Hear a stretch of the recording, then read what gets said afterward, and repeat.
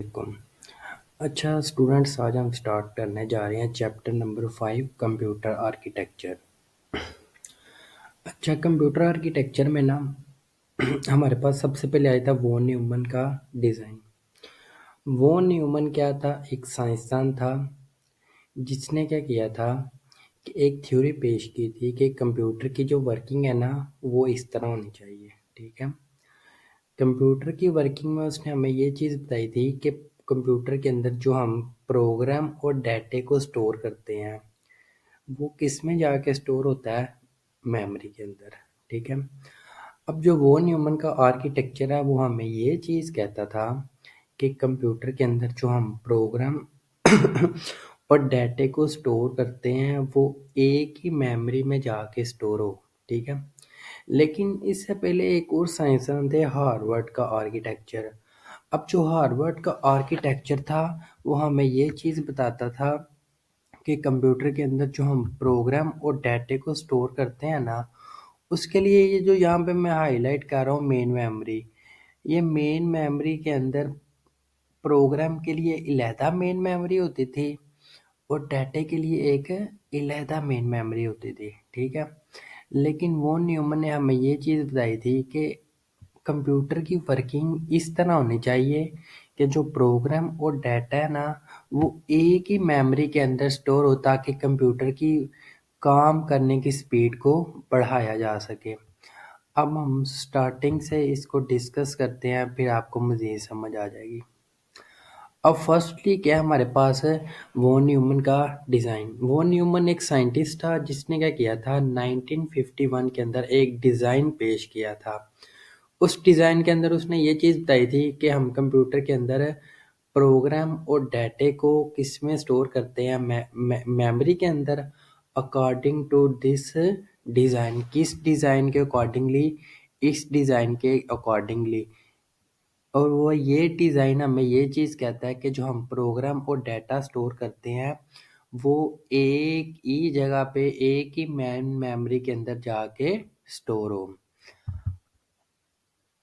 अब प्रोग्राम क्या होता है और डाटा क्या होता है? हमारे पास डाटा हमारे पास क्या होता है कि जो भी हम चीज़ कंप्यूटर को देते हैं जो अनप्रोसेस फॉर्म में होती है वो बेसिकली क्या होता है? हमारे पास डाटा होता है।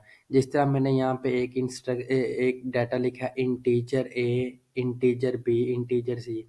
अब ये सारा का सारा क्या हमारे पास है? डाटा। अब प्रोग्राम क्या होता है? हमारे पास सेट ऑफ इंस्ट्रक्शंस कौन सी होती हैं? जिस तरह हमारे पास असेंबली लैंग्वेजेस के अंदर हम क्या लिखते हैं? सेट ऑफ इंस्ट्रक्शंस है। जिस तरह हमारे पास मूव ई एक्स, मतलब हम क्या करवा रहे हैं? एक रजिस्टर है, कौन सा? एक कम्युलेटर रजिस्टर, जिसके अंदर हम स्टोर करवा रहे हैं ई ए एक्स कमांड को। मतलब ये जो सारी की सारी इंस्ट्रक्शन है, ये सारी की सारी इंस्ट्रक्शंस किस में लिखी जाती हैं? ये बेसिकली क्या होता है? हमारे पास एक प्रोग्राम होता है। ठीक है, अब कंप्यूटर क्या होता है? हमारे पास रीड करता है इंस्ट्रक्शंस को, इन इन इंस्ट्रक्शंस को वन बाय वन रीड करता है एंड एग्जीक्यूट करता है।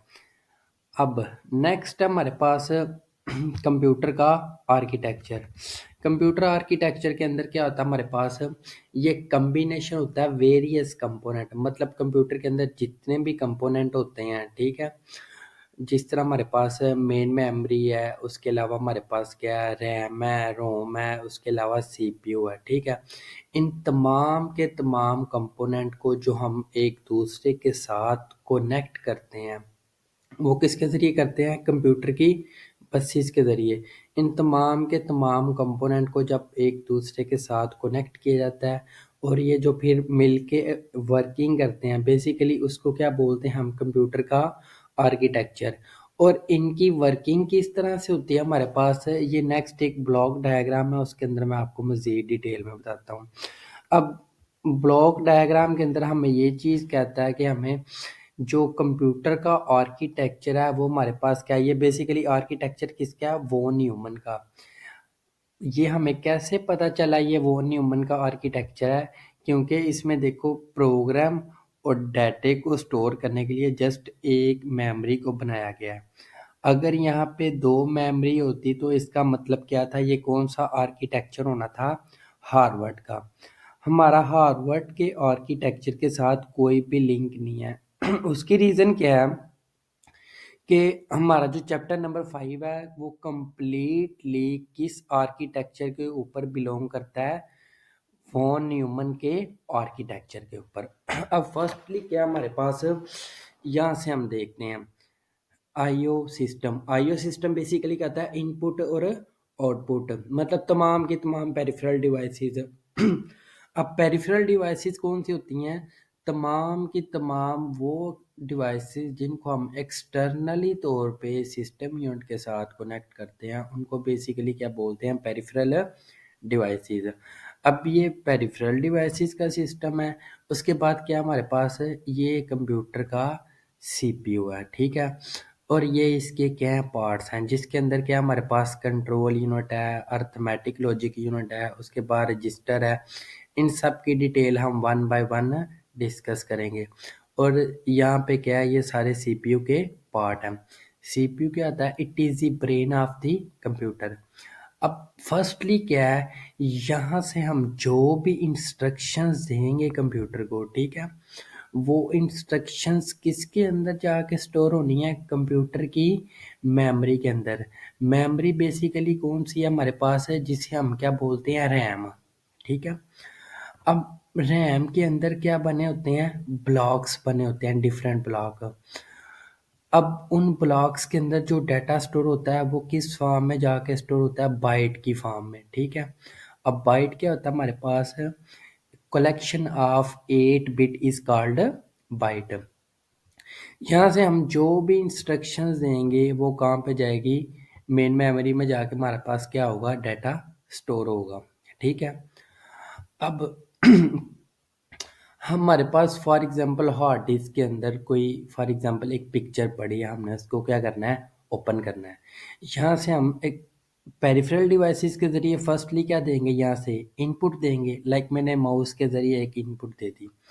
अब सेंट्रल प्रोसेसिंग यूनिट क्या करेगा, उसको इंटरप्रेट करेगा। इंटरप्रेट इसका कौन सा पार्ट करेगा, कंट्रोल यूनिट है। ये आगे आपको मज़ीद डिटेल में पता चल जाएगा कि कंट्रोल यूनिट का बेसिकली काम क्या होता है हमारे पास। अब वो एड्रेस बस के ज़रिए किसके पास जाएगा, मेन मेमोरी के पास।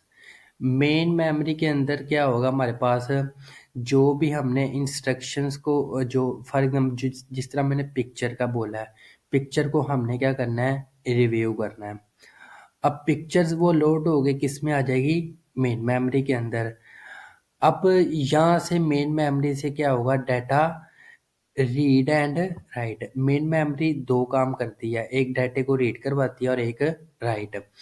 अब यहाँ से डाटा बस के ज़रिए हमारे पास सीपीयू ने बेसिकली क्या करना है, उसके ऊपर प्रोसेसिंग करनी है ना। अब डाटा बस के ज़रिए क्या होगा हमारे पास, मेन मेमोरी से डाटा रीड होके कहाँ पे आएगा, सीपीयू के पास। और जैसे ही उसकी एग्जीक्यूशन हो जाएगी, जैसे ही वो पिक्चर डिस्प्ले हो जाएगी, जब हम उसे क्लोज कर देंगे, वो वापस किस में चली जाएगी, हार्ड डिस्क के पास। अब हार्ड डिस्क के पास कौन लेके जाएगा उसे, डाटा बस ही। अब यहाँ से जब पिक्चर्स वापस जाएगी तो बेसिकली उसी एड्रेस में जाके स्टोर होगी, जिस एड्रेस से हमने क्या किया था, उसे फैच किया था। अब मेन मेमोरी से दोबारा डाटा जाके कहाँ पे स्टोर हो जाएगा, हार्ड डिस्क के अंदर। हार्ड डिस्क बेसिकली क्या होती है, एक स्टोरेज डिवाइस होती है। अब यहाँ से डाटा जब हमारे मेन मेमोरी से जब डाटा सीपीयू के पास आता है तो बेसिकली वो कौन सा ऑपरेशन परफॉर्म करता है, ये रीड वाला। देखो मैंने यहाँ पे लिखा हुआ है रीड एंड राइट। और जैसे ही वो अपनी प्रोसेसिंग कंप्लीट कर लेता है, वो वापस कहाँ पे चला जाता है, मेन मेमोरी में, जहाँ से हमने उसे फैच किया होता है। अब जैसे ही वो वापस जाएगा, वो ऑपरेशन बेसिकली क्या होता है, राइट का ऑपरेशन। अगेन सुन लें, जब मेन मेमोरी से हम किसी भी चीज़ को लेके आते हैं, वो बेसिकली कौन सा ऑपरेशन परफॉर्म करता है, रीड का। और जैसे ही वो अपनी प्रोसेसिंग कंप्लीट कर लेता है सीपीयू, तो वो वापस किस में चला जाता है, मेन मेमोरी में। तो बेसिकली वो कौन सा ऑपरेशन परफॉर्म करता है, राइट का। ठीक है, और ऐसे ही यहाँ से फिर आउटपुट के ऊपर हमें पिक्चर डिस्प्ले हो जाती है। उसके बाद नेक्स्ट इसके जो कंपोनेंट होते हैं कंप्यूटर आर्किटेक्चर के, जो बेसिक कंपोनेंट है, इनमें जो सबसे फर्स्टली कंपोनेंट है वो बेसिकली क्या हमारे पास है, कंट्रोल यूनिट। इस तरह इसके साथ हमारे पास ALU आ जाता है, main memory, input output unit, बस इंटरकनेक्शन एंड कंट्रोल यूनिट। अब फर्स्टली हम डिस्कस करते हैं कंट्रोल यूनिट को। एक चीज़ याद रखना, कंप्यूटर के अंदर तमाम की तमाम जितनी भी प्रोसेसिंग होती है, जितने भी तमाम के तमाम जितने भी काम होते हैं, वो सारे के सारे कौन कंट्रोल करता है, CPU। CPU का कौन सा पार्ट कंट्रोल करता है, बेसिकली कंट्रोल यूनिट। अब कंट्रोल यूनिट क्या होता है हमारे पास, कंट्रोल यूनिट एक इम्पोर्टेंट कंपोनेंट है किसका, CPU का। ये बेसिकली काम क्या करता है, सुपरवाइजर का। अब जिस तरह आपने देखा होगा डिफरेंट ऑर्गेनाइजेशन है, उनके अंदर सुपरवाइजर का काम क्या होता है, सुपरवाइजर का काम क्या होता है, उनके उसके नीचे जितने भी एम्प्लॉयज़ होते हैं, उन एम्प्लॉयज़ की तमाम एक्टिविटीज़ को कंट्रोल और मैनेज करना। अब इसी तरह हमारे पास CPU के अंदर, CPU का जो पार्ट है कंट्रोल यूनिट है, इसने क्या करनी होती है, कंप्यूटर के अंदर जितनी भी प्रोसेसिंग हो रही होती है, तमाम के तमाम काम किसने करवाने होते हैं, इस कंट्रोल यूनिट ने। CPU के किस पार्ट ने करवाने होते हैं, कंट्रोल यूनिट ने। और ये एज ए किस तरह वर्क करता है, सुपरवाइजर की तरह। अब इसकी जो एक्टिविटीज़ हैं कंट्रोल यूनिट की, बेसिकली इसकी एक्टिविटीज़ हमारे पास 3 है। अब यहाँ पे जस्ट मैंने 2 लिखी हैं ताकि आपको ईज़िली समझ आ जाए। इसकी जो फर्स्ट एक्टिविटीज़ है, ये देखिए मैंने यहाँ पे ये भी लिखा हुआ है, it control all activities of computer system. अब यहाँ पे जो ऑपरेशन अब यहाँ पे जो ऑपरेशन परफॉर्म करता है, ठीक है, different operation to perform CPU। Sorry यहाँ पे मिस्टेक है, ALU की जगह पे यहाँ पे क्या आएगा, कंट्रोल यूनिट। अब इसकी जो 2 एक्टिविटीज़ हैं, इसकी जो फर्स्ट एक्टिविटीज़ है, फर्स्ट एक्टिविटीज़ में क्या है, it fetch the instruction from main memory. Fetch, fetch का मतलब क्या होता है, लेके आना। अब ये क्या करता है, कंट्रोल यूनिट मेन मेमोरी से इंस्ट्रक्शंस को लेके आता है। इंस्ट्रक्शंस बेसिकली किस में लिखी होती हैं, प्रोग्राम के अंदर, जिस तरह मैंने आपको अभी बताया। अब जब ये मेन मेमोरी से इंस्ट्रक्शन, जिस तरह मैंने यहाँ पे ले बताया, मेन मेमोरी से ये इंस्ट्रक्शंस जब लेके आएगा कंट्रोल यूनिट, CPU का कौन सा पार्ट लेके आएगा, कंट्रोल यूनिट है, तो ये कौन सा ऑपरेशन परफॉर्म करेगा, रीड का। और ये किसके ज़रिए लेके आएगा, डाटा बस के ज़रिए। ठीक है, जिस तरह मैंने आपको पहले भी बताया, कंप्यूटर के तमाम पार्ट्स को आपस में कनेक्ट करने के लिए क्या यूज़ होता है हमारे पास, बसेस है। और ये काम कौन करेगा, हमारे पास है डाटा बस। उसके बाद हमारे पास है इसका सेकंड काम, इसका सेकंड काम है it control the execution of instruction. तमाम की तमाम जो एग्जीक्यूशन होती है, वो सारी की सारी एग्जीक्यूशन का कंट्रोल किसके पास होता है, कंट्रोल यूनिट के पास। CPU के कौन से कंपोनेंट के पास है, कंट्रोल यूनिट के पास। उसके बाद हम डिस्कस करते हैं इसका सेकंड कंपोनेंट है। फर्स्टली कंपोनेंट क्या था, कंट्रोल यूनिट है, जिस तरह यहाँ पे आपको नज़र आ रहा होगा कंट्रोल यूनिट, ये किसका पार्ट है, वॉन न्यूमन आर्किटेक्चर का। ठीक है, उसके बाद है इसका सेकंड पार्ट हमारे पास arithmetic logic unit. Arithmetic logic unit basically क्या होता है हमारे पास, ये किसका पार्ट है, CPU का। जिस तरह ये भी आपको यहाँ पे पता चल रहा होगा, ALU is a part of CPU। जिस तरह ये डायग्राम में मैंने बनाया हुआ है, ये ब्लॉक सारा का सारा किसका है, CPU का। ठीक है, और ALU किसका पार्ट है, CPU का। ALU के अंदर 2 तरह की वर्किंग होती है, एक होता है अर्थमेटिक यूनिट और एक होता है लॉजिक यूनिट। अब फर्स्टली हम पढ़ते हैं ALU को। ALU is a part of CPU actual. जो आरजी एग्जीक्यूशन होती है, एक्चुअल बेसिकली क्या होता है, आरजी। आरजी जो एग्जीक्यूशन होती है वो किस हिस्से में होती है, ALU के हिस्से में। अब आरजी एग्जीक्यूशन कौन सी होती है हमारे पास, वो मैं आपको नेक्स्ट जाके बताता हूँ। अब इसके जो हमारे पास कितने यूनिट होते हैं एएलयू के? 2 यूनिट होते हैं, एक है अर्थमेटिक यूनिट और एक है लॉजिक यूनिट। अर्थमेटिक यूनिट का काम क्या होता है हमारे पास? अर्थमेटिक यूनिट ऑफ एएलयू, ये किसका पार्ट होता है? एएलयू का। Perform basic arithmetic function. Basic arithmetic function basically क्या होता है, जिस तरह आप मैथ में करते हैं एडिशन का, सब्ट्रैक्शन, मल्टीप्लिकेशन, मतलब तमाम की तमाम जो कैलकुलेशन होती है जिसमें addition, multiplication, subtraction and division आ जाती है, ये कौन सा पार्ट परफॉर्म करता है? एएलयू। और एएलयू का कौन सा यूनिट परफॉर्म करता है? Arithmetic unit. अर्थमेटिक यूनिट का काम क्या होता है? एडिशन, सब्ट्रैक्शन, मल्टीप्लिकेशन और डिवीजन, तमाम की तमाम को क्या करना, उसको कैलकुलेट करना। उसके बाद हमारे पास एएलयू का जो सेकंड यूनिट है वो कौन सा हमारे पास है? लॉजिक यूनिट है। लॉजिक यूनिट का बेसिकली काम क्या होता है हमारे पास? लॉजिकल ऑपरेशन को मैनेज करना। लॉजिकल ऑपरेशन कौन से होते हैं हमारे पास? जिस तरह मैं कहता हूँ कि मुझे ये बताओ, मैं आपको 2 वैल्यू देता हूँ, जिस तरह मैं एक वैल्यू को मैं देता हूँ, ए में 10 पड़ा है और बी में क्या पड़ा है? 10। मुझे ये चेक करके बताओ कि कौन सी वैल्यू बड़ी है। तो इन वैल्यूज़ का कंपैरिजन करने के लिए जो यूनिट जो सीपीयू का कौन सा पार्ट होता है? एएलयू होता है। और एएलयू का कौन सा यूनिट परफॉर्म करता है ये वाली फंक्शनैलिटी? Logic unit. देखिए मैंने यहाँ पे लिखा हुआ है logic unit is the part of ALU. किसका पार्ट है? एएलयू का। इट परफॉर्म लॉजिकल ऑपरेशन, ये कौन से फंक्शन परफॉर्म करता है? Logical operation like comparing two value, 2 value के दरमियान कंपैरिजन करने के लिए। जिस तरह विच वैल्यू इज ग्रेटर, कौन सी वैल्यू बड़ी है, कौन सी वैल्यू लेस देन, कौन सी वैल्यू छोटी है, और यहाँ वैल्यू इक्वल तो नहीं है। इस तरह की फंक्शनैलिटीज़ को परफॉर्म करने के लिए कौन सा यूनिट यूज़ होता है? Logic unit. उसके बाद हम वॉन न्यूमन के थर्ड कंपोनेंट पे मूव होते हैं। इसका थर्ड कंपोनेंट क्या है? Main memory. मेन मेमोरी क्या होता है? कंप्यूटर के अंदर जो डाटा और प्रोग्राम को स्टोर करने के लिए क्या यूज़ होती है हमारे पास? Main memory. हम जो भी इंस्ट्रक्शन देंगे, जो भी डाटा देंगे, वो बेसिकली जाके किस में स्टोर होता है? मेन मेमोरी के अंदर। बच्चे आपने इस चीज़ से परेशान नहीं होना कि ये चीज़ें जस्ट इन शॉर्ट शॉर्ट लिखी हुई हैं। इन चीज़ों के ये जितने भी इसके कंपोनेंट हैं, इन सब का एक कंप्लीटली लॉन्ग क्वेश्चन है, उसमें हम मज़ीद डिटेल में ये सारी चीज़ें भी डिस्कस करेंगे।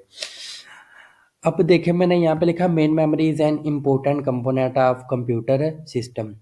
ये एक इम्पोर्टेंट कंपोनेंट है कंप्यूटर सिस्टम का। कंप्यूटर कभी भी वर्क नहीं कर सकता किसके बगैर? मेन मेमोरी के बगैर। मेन मेमोरी का काम क्या होता है? It is use to store program, ये डाटे को स्टोर करती है और प्रोग्राम को स्टोर करती है डेट आर बीइंग एग्जीक्यूटेड। जो हम डाटा बेसिकली क्या एग्जीक्यूट कर रहे होते हैं, बेसिकली उसको कंट्रोल करती है कौन? Main memory. जिस तरह मैं एक बात करता हूँ कि हमारे पास 2 GB की मेन मेमोरी लगी हुई है। मेन मेमोरी बेसिकली किसे बोलते हैं? रैम को। RAM stand for random access memory. अब 2 GB की फाइल के अंदर मैंने अगर 8 GB की मूवी क्या करनी है? प्ले करनी है। 2 GB की रैम के अंदर 8 GB की मूवी क्या करनी है? वॉच करनी है। उसके लिए क्या होगा? उसके लिए क्या वो प्ले होगी? जी बिल्कुल होगी। आप सोच रहे होंगे कि कैसे होगी? बच्चों उसके लिए क्या होता है हमारे पास? उसके लिए हमारे पास जिस तरह मैंने यहाँ पे लिखा है डेट आर बीइंग एग्जीक्यूटेड। देखिए जो एग्जीक्यूट हो रही होती है उसका उतना हिस्सा लोड होके किस में आ जाता है हमारे पास? हार्ड डिस्क से मेन मेमोरी के अंदर। ऐसा नहीं है कि वो 8 GB की सारी मेन मेमोरी के अंदर आ जाएगी। अगर वो सारी की सारी आएगी तो वो तो फिर आ सकती नहीं है, क्योंकि मेन मेमोरी कितनी है? 2 GB। और हमारी मूवी कितनी है? 8 GB की। वो तो कभी भी प्ले नहीं होगी। उसका कुछ पार्ट क्या होगा? जितना पार्ट एग्जीक्यूट हो जाता है वो रीड होके किस में आ जाएगा? मेन मेमोरी के अंदर। और जैसे ही वो एग्जीक्यूट हो जाएगा वो वापस में चला जाएगा हार्ड डिस्क में, और जो उसका प्रीवियस पार्ट है वो अगेन किस में आ जाएगा? मेन मेमोरी में।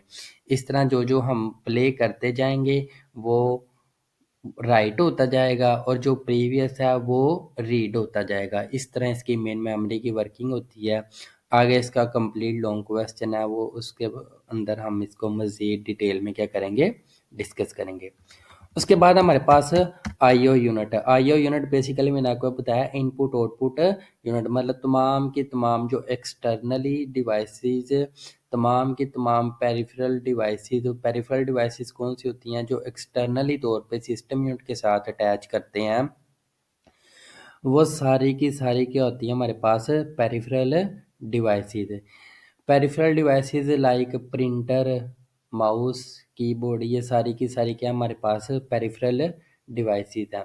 अब देखिए, अब जैसे ही हम माउस को सिस्टम यूनिट के साथ कनेक्ट करते हैं तो हमें छोटा सा मैसेज आ जाता है कि your device has been attach, मतलब हमें एक नोटिफिकेशन आ जाता है कि आपने कोई कोई ना कोई इनपुट या आउटपुट डिवाइस को किसके साथ कनेक्ट किया है, अपने कंप्यूटर के साथ। जिस तरह इस डायग्राम में है, हम कोई भी चीज़ कनेक्ट करते हैं तो उसका क्या होता है, किसके साथ डायरेक्टली कम्युनिकेशन होती है, प्रोसेसर के साथ। इनपुट और आउटपुट की तमाम के तमाम पेरिफेरल डिवाइसेस की कम्युनिकेशन किसके साथ होती है, पेरिफेरल सॉरी सीपीयू के साथ।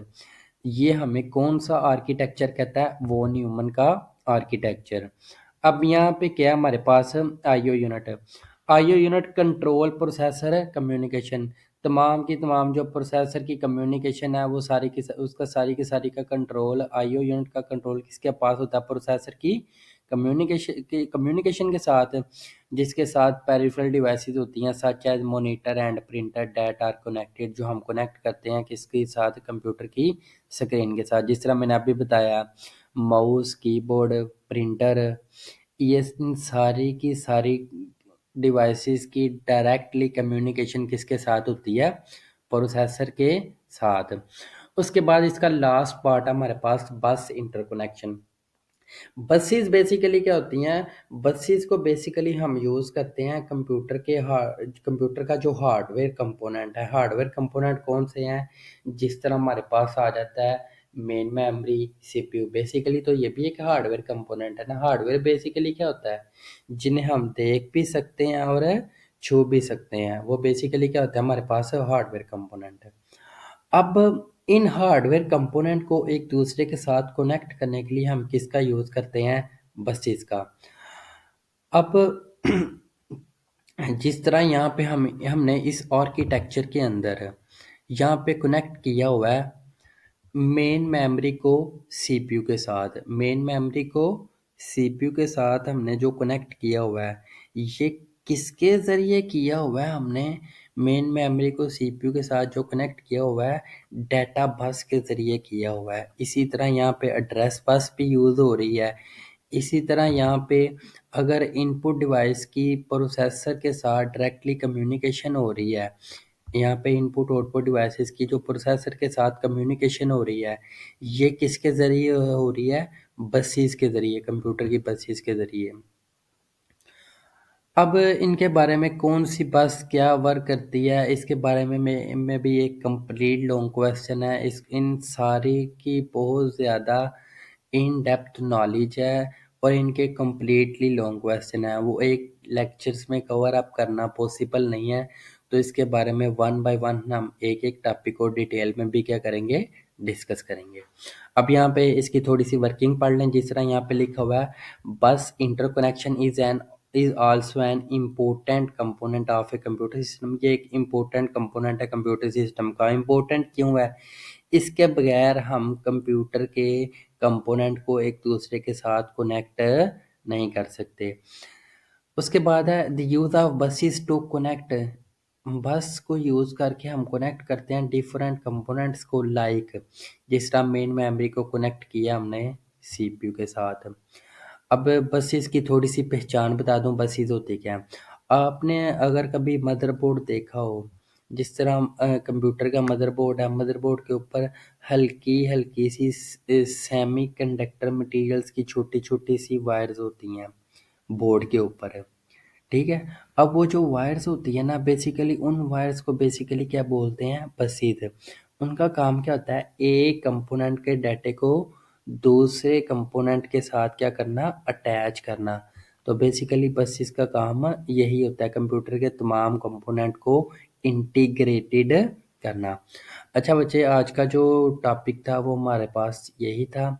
अगर आपको इसके बारे में मज़ीद अगर किसी चीज़ की नहीं समझ आएगी तो आपने मज़ीद मेरे से डिस्कस कर लेना, ठीक है। इसको हम one by one long questions में भी डिस्कस करेंगे। बाकी एक बेसिक आर्किटेक्चर था वॉन न्यूमन का। मज़ीद अगर आपको इसके बारे में किसी चीज़ का नहीं समझ आएगा तो वो मेरे से आपने पूछ लेना। ओके, थैंक यू, अल्लाह हाफिज़।